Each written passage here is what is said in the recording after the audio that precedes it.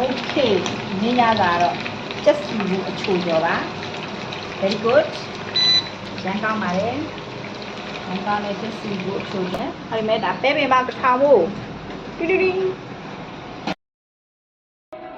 spicy လေးရယ်ကျက်ပူလေးရယ်ဒါတော့စီဘူးလေးကိုအချိုကျော်ထားတာပါကျက်ပင်စီဘူးလေး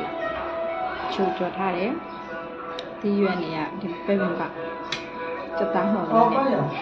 စက်သားမော်လေးနဲ့ဟင်းချိုပေါ့ဒါက